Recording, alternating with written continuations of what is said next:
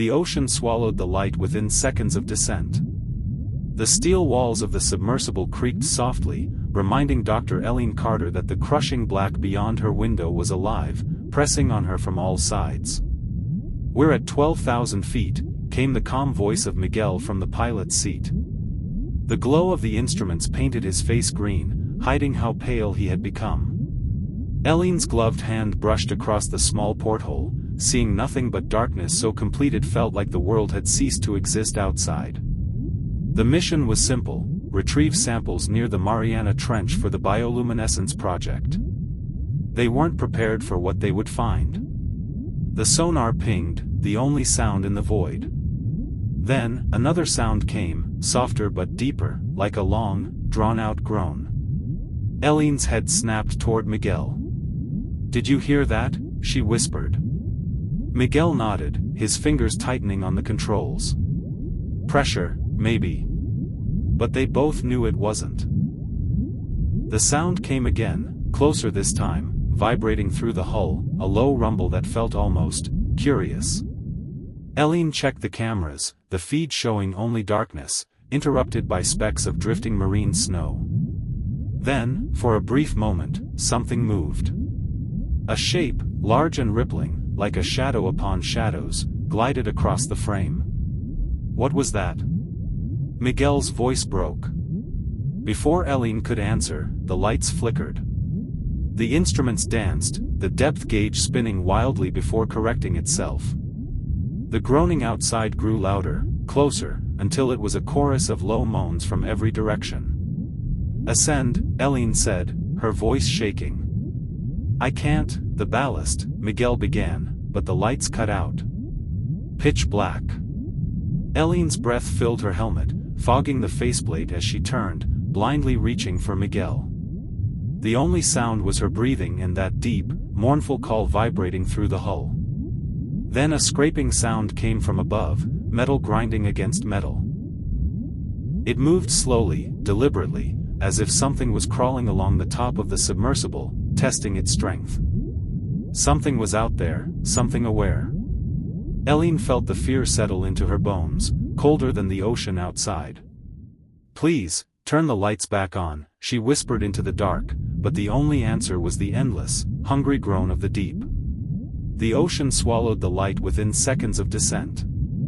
The steel walls of the submersible creaked softly, reminding Dr. Eileen Carter that the crushing black beyond her window was alive, pressing on her from all sides. "We're at 12,000 feet, came the calm voice of Miguel from the pilot's seat.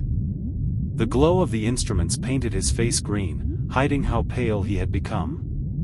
Eileen's gloved hand brushed across the small porthole, seeing nothing but darkness so complete it felt like the world had ceased to exist outside. The mission was simple: retrieve samples near the Mariana Trench for the bioluminescence project. They weren't prepared for what they would find. The sonar pinged, the only sound in the void. Then, another sound came, softer but deeper, like a long, drawn-out groan. Eileen's head snapped toward Miguel. "Did you hear that?" she whispered. Miguel nodded, his fingers tightening on the controls. "Pressure, maybe." But they both knew it wasn't. The sound came again, closer this time, vibrating through the hull, a low rumble that felt almost curious. Eileen checked the cameras, the feed showing only darkness, interrupted by specks of drifting marine snow. Then, for a brief moment, something moved. A shape, large and rippling, like a shadow upon shadows, glided across the frame. "What was that?" Miguel's voice broke. Before Eileen could answer, the lights flickered. The instruments danced, the depth gauge spinning wildly before correcting itself. The groaning outside grew louder, closer, until it was a chorus of low moans from every direction. "Ascend," Eileen said, her voice shaking. "I can't." "The ballast," Miguel began, but the lights cut out. Pitch black. Eileen's breath filled her helmet, fogging the faceplate as she turned, blindly reaching for Miguel. The only sound was her breathing and that deep, mournful call vibrating through the hull. Then a scraping sound came from above, metal grinding against metal. It moved slowly, deliberately, as if something was crawling along the top of the submersible, testing its strength. Something was out there, something aware. Eileen felt the fear settle into her bones, colder than the ocean outside. "Please, turn the lights back on," she whispered into the dark, but the only answer was the endless, hungry groan of the deep. The scraping turned into pounding. Heavy, rhythmic thuds against the top of the sub, each blow sending vibrations through the metal and rattling every bolt. Dust and rust flakes fell from the seams, drifting in the dim red emergency light like blood flakes in water. Eileen pressed her palms against her ears, but it didn't help. The sound was inside her, drumming in her bones. Miguel was shouting something, but she couldn't hear him. All she could see was the porthole, and the darkness beyond it, pressing closer, thicker, almost alive. Then, silence. Complete, suffocating silence. Miguel's panicked breathing was the only sound, fast and sharp, mixing with Eileen's ragged gasps. She reached for the console, trying to override the ballast manually, but the screen was dark, unresponsive. "Miguel, look at me," she whispered. His eyes snapped to hers, wide, pupils dilated in terror. "We need to stay calm. We're going to find a way." A shape moved outside the porthole, blotting out the last of the drifting marine snow. It slid across the glass, slow, deliberate, as if it were examining them. A pale, elongated limb. Fingers. It pressed against the glass, the suction of the water pulling slightly as the limb flexed, long and jointed, with thin, translucent webbing between skeletal digits. It tapped once, lightly, on the glass. Tap. Eileen's breath caught. The limb slid down, leaving a faint smear on the porthole, like a trail of jellyfish residue. Then another limb joined it, tapping again, harder this time. Tap. Tap. Miguel screamed, backing away, hitting the wall behind him. The sub rocked as another heavy impact struck the side, followed by the sound of scraping, like nails dragging across chalk, circling the vessel again and again. They were surrounded. Eileen forced herself to look out the window, and in the flicker of the emergency light, she saw the eyes again, multiple now, blinking, impossibly large, reflecting back the red glow with a dead, glassy sheen. She realized they weren't blinking. They were opening. The eyes had been closed, waiting in the dark, and now they were watching. The sonar pinged on its own, the system glitching, and the screen lit up, filled with the pulsing outline of massive shapes all around them. She could see them move, shifting in the water like titans, their limbs coiling, stretching, and pulling back. Eileen felt her mind slipping as the realization hit. They were surrounded by something ancient, something older than the trench itself, something that had never seen the light, and it was curious, hungry, and aware. A final, loud clang struck the back of the sub, and the emergency lights went out completely, plunging them into blackness so complete it felt like the end of the world. And in that blackness, the tapping began again. Tap. Tap. Tap. The darkness was alive with the sound. Tap. Tap. Tap. Eileen's breath came in short, painful gasps, fogging the inside of her helmet as her eyes strained, trying to see something, anything, in the black. Her heartbeat pounded in her ears, each beat a drum against the silence, matching the rhythm of the tapping. Then, a hiss. It was soft at first, like the whisper of water against steel, but it grew louder, sharper, a high-pitched keening that made her clamp her hands over her ears. Miguel was screaming again, but it was drowned by the shriek vibrating through the hull. The sub rocked violently, throwing Eileen to the floor, her helmet cracking against the steel, stars exploding in her vision. She blinked, trying to stay conscious, the hiss now layered with deep, guttural sounds, like a chorus of low voices echoing through water, chanting without words. She crawled to the console, fingers scrambling over the cold metal, searching for the manual power reset. Her hand found the lever, and she pulled. Nothing. The sub shuddered again, a metallic groan filling the cabin as the outer pressure grew heavier. She could feel it in her lungs, pressing, squeezing, making each breath a struggle. "Please," she whispered into the dark, not sure who she was begging. Then, a faint blue glow appeared outside the porthole. It flickered, pulsing like a heartbeat, casting ghostly ripples into the dark water. Eileen forced herself up, pressing her face to the glass. Shapes moved within the glow. Limbs, thin and pale, coiling like strands of hair in water, reaching, curling back, then reaching again. Behind them, the outline of something vast, its surface rippling like the skin of a deep-sea fish, covered in those blinking, glassy eyes that watched her without blinking. One of the limbs tapped against the glass, leaving a crack so fine it looked like a thread of frost, spreading slowly. Tap. Tap.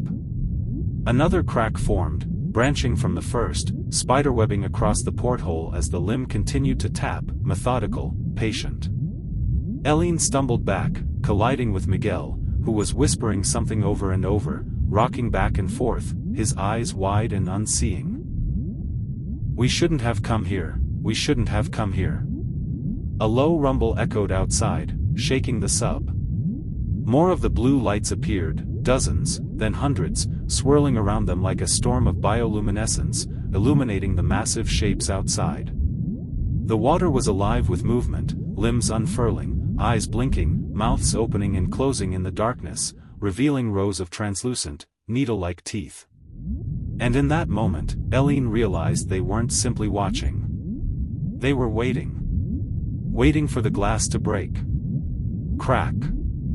The sound was soft, almost delicate, but it was enough to freeze Eileen's breath in her throat.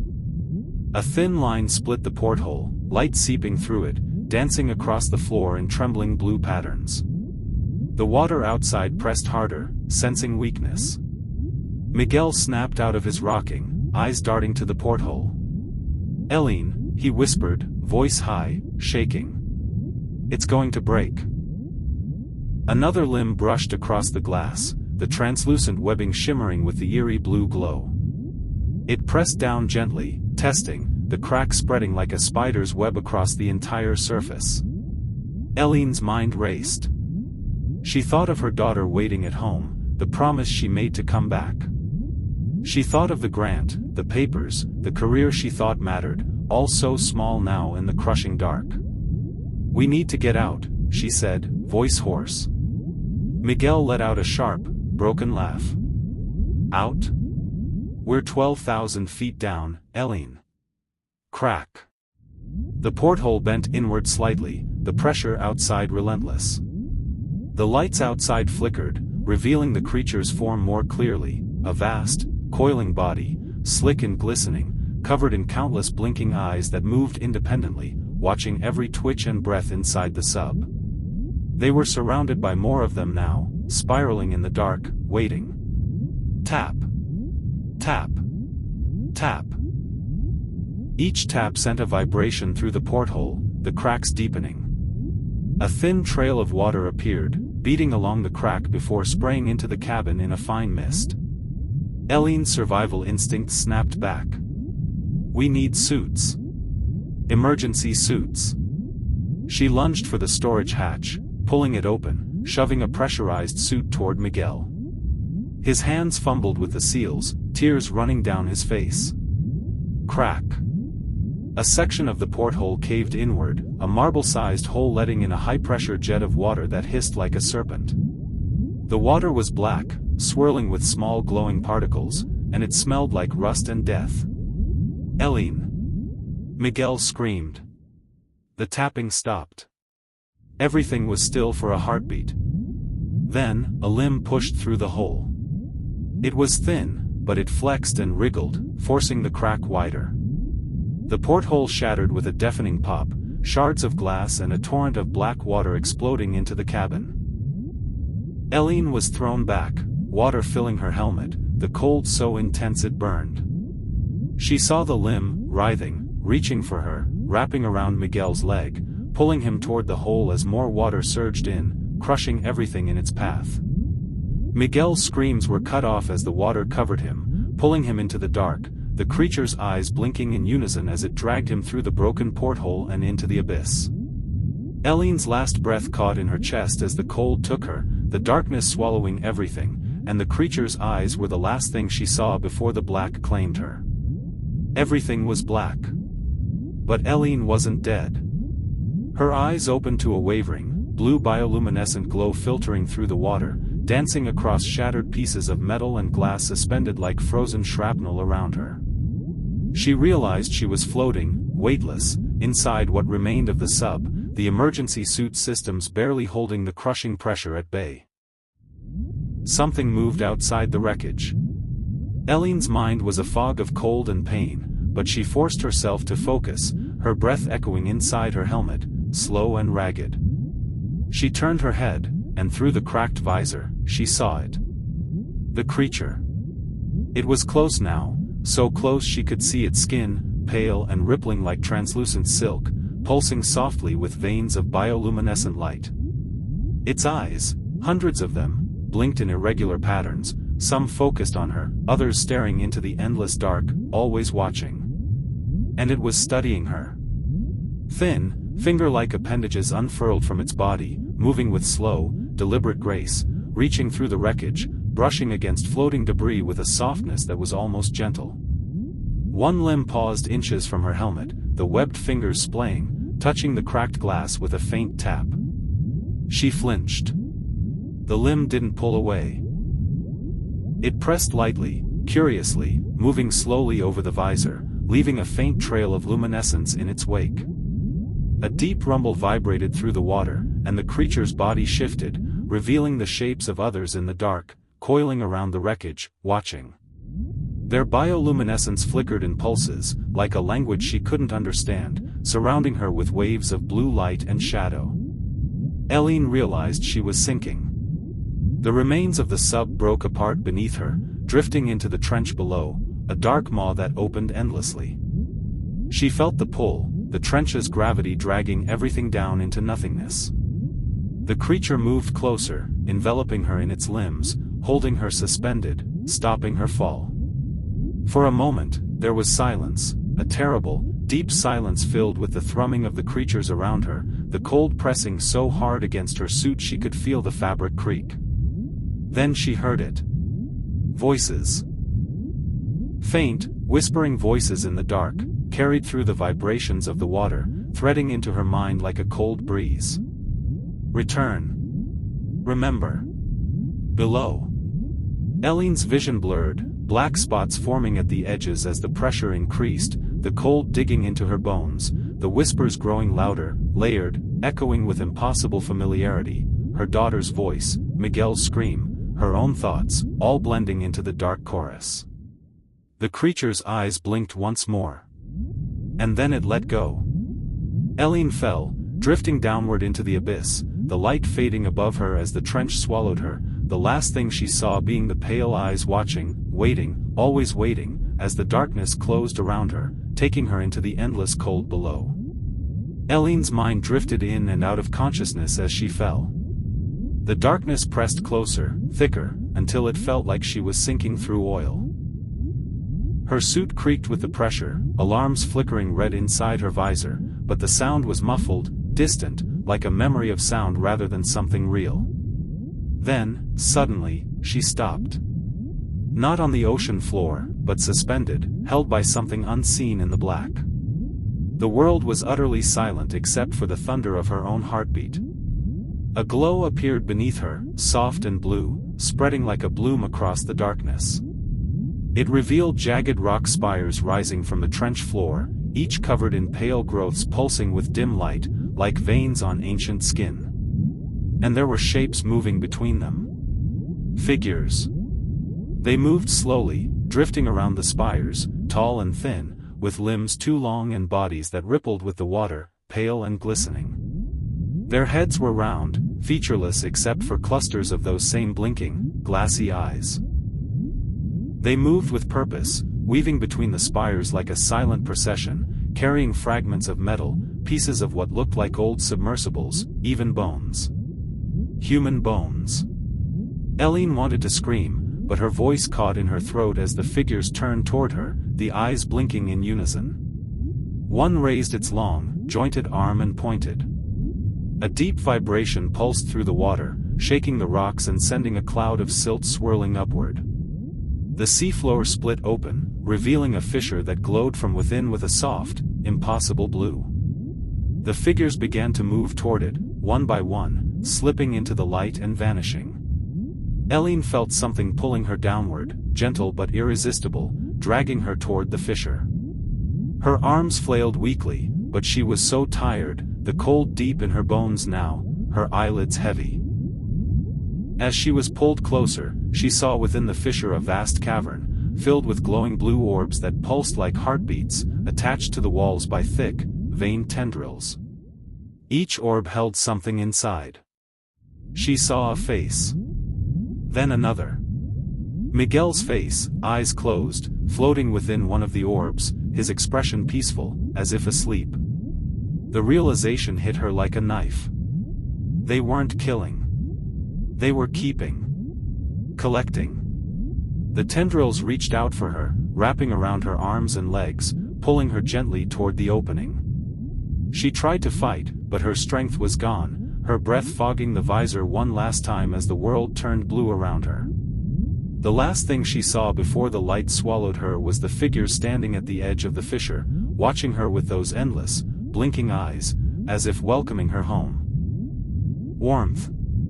Eileen felt warmth for the first time in what seemed like forever, spreading through her frozen limbs as the tendrils wrapped around her, pulling her deeper into the glowing fissure. The blue light seeped through her visor, making her eyes sting, but she couldn't look away.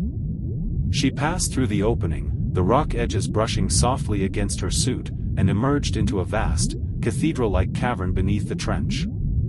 The ceiling arched high above, lost in darkness, while the walls pulsed with that living blue glow, veins of light running across every surface like a heartbeat.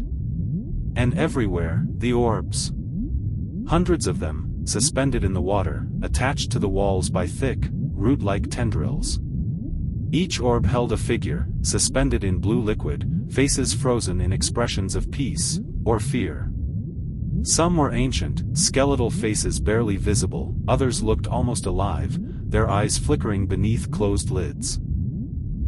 Eileen's breath hitched as she was guided toward an empty orb, its surface rippling softly, opening like a flower. The tendrils holding her pulsed, sending warmth through her body, and for a moment, the fear faded, replaced by a heavy, comforting calm. She saw Miguel again, floating in his orb, his eyes closed, mouth slightly open as if whispering in his sleep. She tried to call out, but the words never left her lips, muffled by the water and the calm pressing on her mind. The orb drew her closer, its surface touching the cracked glass of her visor. It felt warm, alive, pulsing in rhythm with her heartbeat. Her eyes grew heavy, the glow filling her vision, erasing the darkness. Join. The whisper came again, softer now, layered with other voices, familiar and strange, blending into a single soothing sound. Remember. Images flashed before her eyes, her daughter laughing in the sunlight, the waves at the shore, the warmth of the wind. Then the cold of the deep, Miguel screaming, the tapping on the glass. Below. Her visor cracked further, water seeping in, but it was warm, not cold. It wrapped around her, pulling her into the orb, the surface closing around her like a second skin. For a moment, there was pain, sharp and deep, as the pressure finally claimed her, forcing the last breath from her lungs. And then there was only warmth. Eileen opened her eyes inside the orb, suspended in the glowing blue, and saw the others, their eyes opening one by one, blinking in unison, looking at her, through her. They were alive. They were together. And outside, beyond the cavern, in the dark trench, the shapes moved, coiling around the fissure, waiting for the next to come, the tapping echoing through the water as they listened for new sounds from above. Eileen hung in the blue glow, weightless, timeless. At first, there was peace, a false, fragile peace. Where memories replayed softly around her, echoes of laughter, sunlight, the feeling of wind on her face, her daughter's arms around her neck. It was a warmth so real she almost forgot the crushing black that existed beyond the orb. But then the warmth shifted. The glow flickered, and outside, the shapes moved again. The beings with their long, webbed limbs and countless blinking eyes floated around the orbs, tending to them like gardeners tending to fragile flowers. They pressed their limbs against the orbs, and Eileen felt it inside her mind, like a ripple through her thoughts, testing, searching. Wake. The voice returned, layered and heavy, pressing against her consciousness. She tried to move, but her limbs were pinned by the blue liquid, every motion slow, resisted by the living warmth that held her. Through the glow, she saw Miguel's eyes open in his orb, meeting hers. His mouth moved, forming words, but no sound came. His eyes were filled with a deep, endless fear. Wake. The glow pulsed faster, the veins on the walls brightening with each beat. Outside, the shapes gathered, clustering near her orb, pressing closer, their eyes blinking, their limbs reaching out, tapping softly against the surface. Tap. Tap. Tap. Each tap sent a vibration through the orb, through her bones, shaking loose fragments of memories, her first dive, the cold splash of the sea, the hum of the engines, Miguel's laughter, the deep groan outside the sub before it all went black. Tap. Tap. The warmth was no longer comforting. It felt heavy, suffocating, pressing into her lungs as if the liquid wanted to replace the air, to become part of her. She screamed, but it was silent, bubbles streaming from her mouth, dissolving into the blue. Outside, one of the creatures pressed its face to her orb, its dozens of eyes opening in perfect sync, blinking slowly as it watched her struggle. You are ours. The voice was clear now, vibrating through the liquid, threading directly into her mind. The orb pulsed again, and the warmth shifted, becoming needles of cold pain pricking into her skin, her nerves burning as if they were being rewritten. Below, forever. She felt the tendrils inside the liquid wrapping around her, sliding under her skin, pulling her deeper into the orb, her body convulsing as the blue glow filled her vision, erasing the last fragments of the surface world. The last thing Eileen saw before the light consumed her was Miguel's face in the next orb, tears suspended in the glow, and the creature outside blinking once, slowly, as if satisfied, as the tapping resumed, calling for the next soul to descend into the dark. Eileen's mind shattered and reformed inside the glow. She no longer felt her body, only the slow pulse of the liquid surrounding her, pressing into her thoughts, weaving through her memories like thin, icy tendrils. Her heartbeat slowed, sinking with the glow that pulsed around her, each throb of blue light erasing more of who she was. Outside, the creatures drifted in slow circles, their long limbs trailing like the roots of deep-sea plants, brushing against the orbs, sending small ripples through the cavern. Their countless blinking eyes never closed, watching the orbs with a patient, eternal hunger. Eileen felt them in her mind, brushing across her thoughts like fingers across piano strings. We see. They pulled memories from her, her daughter's face, the taste of salt on her lips, the hum of the sub's engines, the screams as the glass shattered. Each memory was examined, turning slowly in the glow, before sinking into the blue, leaving empty spaces behind. We keep. She wanted to fight, but there was no strength left. Each attempt to move sent slow waves through the liquid, but the orb held her, pressing her down into stillness. In the orb next to hers, Miguel's eyes rolled back, his mouth opening in a silent cry as the glow around him brightened, the tendrils inside his orb pulsing violently. She saw the fear in his eyes before they went blank, the glow dimming as he went still, suspended, a puppet with cut strings. Tap. Tap. Tap. The tapping began again, louder now, echoing through the cavern, shaking the rock walls. The creatures outside turned, their eyes blinking in rhythm with the taps, drifting toward the fissure, waiting. Above, in the trench's darkness, a new light appeared, a dim red, blinking through the black water. Another submersible. Another mission. Another offering. The creatures drifted upward, disappearing into the darkness, their limbs trailing behind them, moving with deliberate, predatory grace. The tapping continued, now layered with the deep groan of the trench, calling to the newcomers above, pulling them down. Eileen felt it, the call vibrating through the orb, pulling at the last fragments of her mind, urging her to forget, to become part of the waiting darkness. Below, forever. She tried to scream, but the blue glow filled her mouth, her mind, her soul, pulling her deeper into the orb as the last of the light faded from her eyes.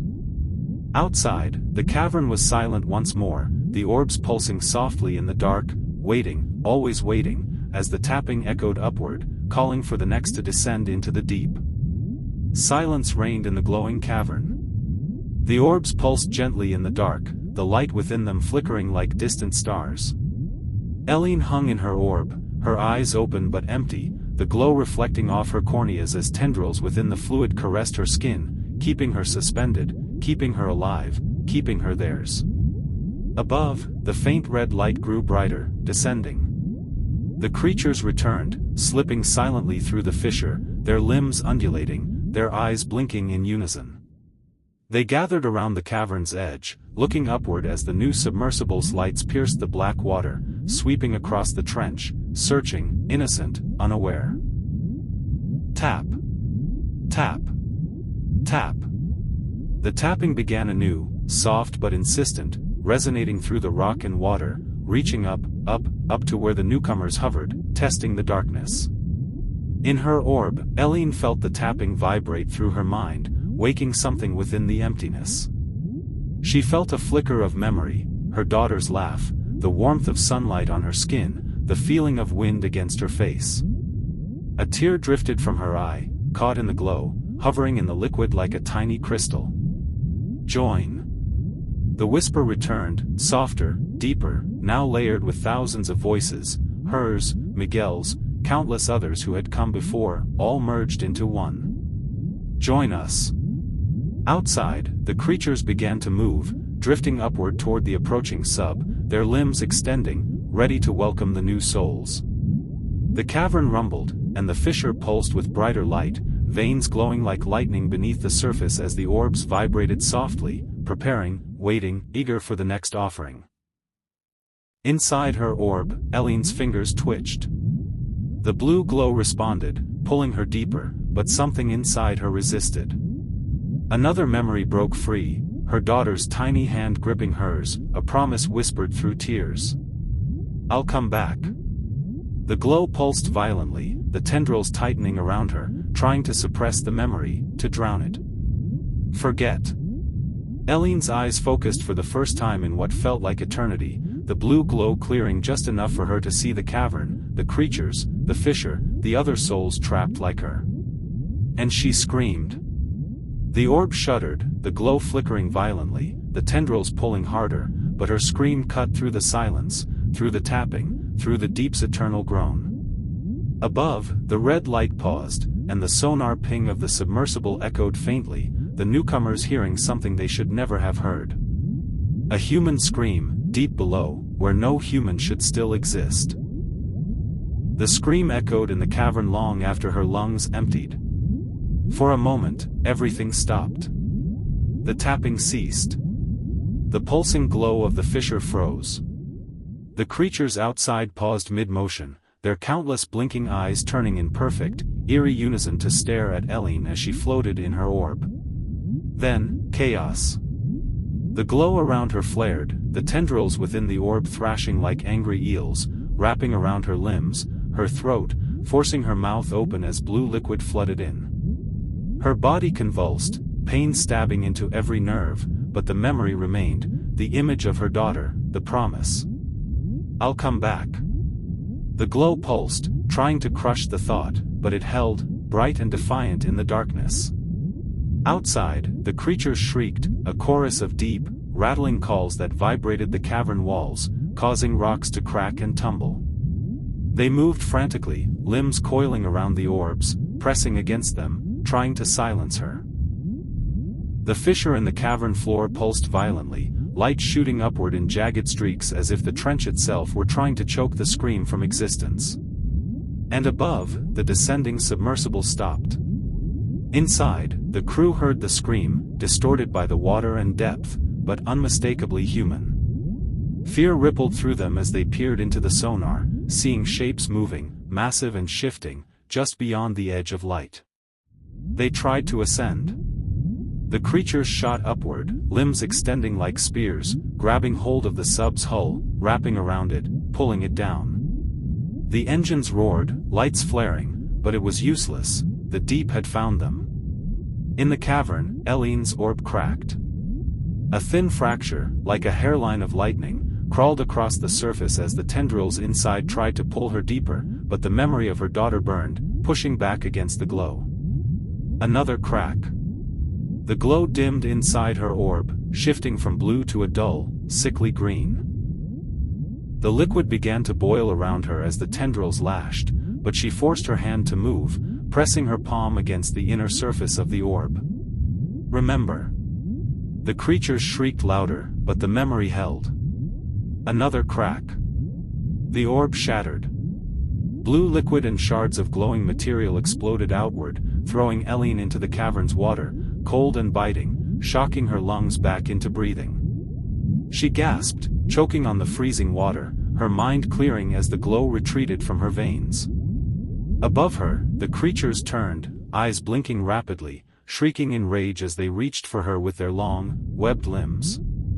Eileen looked up, seeing the faint red light of the trapped submersible far above, the outlines of the creatures pulling it down.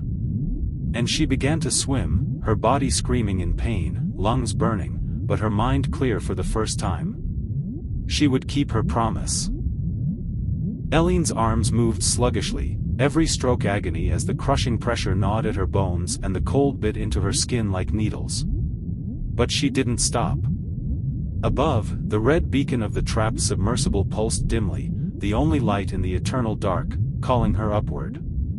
Behind her, the creatures shrieked, an unearthly chorus vibrating through the trench. She risked a glance back. They were coming. Dozens of them, their pale, jointed limbs slicing through the water like blades, eyes blinking furiously, mouths opening to reveal rows of needle-like teeth, the blue glow pulsing around them like an aura of death. The cavern below erupted in light as the fissure split wider, sending up streams of glowing blue, illuminating the creatures from beneath. For a moment, the trench was alive with light, revealing the true horror of what dwelled there, serpentine bodies coiling around the rock spires, clusters of eyes covering every surface, limbs extending endlessly into the dark. They were the trench. They were the deep. And they wanted her back. Eileen pushed harder, her muscles tearing, blood mixing with the water around her. The glow from the creatures lit the water behind her, a storm of bioluminescence chasing her up, reaching, clawing. She reached the wreckage of the first submersible, still wedged in the rocks, its hull twisted and broken. She grabbed a jagged edge, pulling herself inside through a torn hatch, the last air pockets bursting around her as she entered. The interior was dark, the walls covered in a thin layer of glowing residue. Faces stared at her from the darkness, crew members who had died long ago, their eyes wide, mouths open in eternal screams. Eileen's lungs burned, screaming for air. She tore a hose from the emergency system, praying there was something left. She bit down on the valve, turning it. Air. Foul, metallic, but air. She coughed violently, expelling water from her lungs, collapsing against the cold metal floor, her vision swimming with black spots as she sucked in ragged breaths. Outside, the creatures reached the wreck, slamming into it with enough force to shake the entire structure. Metal groaned, rivets popping as claws scraped along the hull. Eileen pulled herself to her knees, searching for anything she could use. Her hand closed around a flare gun, half buried beneath debris. She ripped it free, loading the single red flare with shaking hands. A limb pierced the hull, spearing through the metal inches from her head, twitching, searching. Eileen aimed the flare gun, pressing the muzzle against the creature's limb. "Stay away," she rasped. She pulled the trigger. The flare erupted in blinding red light, igniting the creature's limb, flames swirling in the water as it recoiled, shrieking so loudly the hull shook. The water glowed with red fire and blue bioluminescence, a swirling chaos of light in the dark. Eileen pushed herself up, the last of her strength gathering as she turned toward the shattered hatch. The red beacon of the trapped submersible still pulsed above. She would not stop. She would get out. The burning limb thrashed outside the wreck, illuminating the darkness with sickly red fire as the creature's scream rattled the metal walls. Other limbs shot forward, pulling the injured one back into the black, while more pale arms extended, probing the wreckage, claws scraping against steel, seeking Eileen. She forced herself through the torn hatch, gripping the metal edges with bloodied hands, ignoring the pain as she pulled herself free, the flare gun still clutched tight. Above, the submersible's red beacon blinked like a heartbeat, a fragile promise in the endless dark. Eileen kicked upward, every movement agony, the pressure threatening to crush her, the cold so intense it felt like knives under her skin. Her mind screamed at her to stop, to let the dark take her, but she pushed harder, thinking of her daughter, her promise. Behind her, the creatures surged, limbs slicing through the water, mouths opening and closing, rows of teeth flashing in the flickering glow. They moved like a single entity, a storm of eyes and claws, the glow from their bodies painting the trench in swirling blue light. Eileen looked up, her vision blurring. The sub was closer, but the creatures were gaining, their shrieks a chorus of hunger and fury. She reached for the flare gun, aiming it behind her, and fired. The flare streaked through the water, igniting the dark in a burst of red light that burned across the creature's pale skin.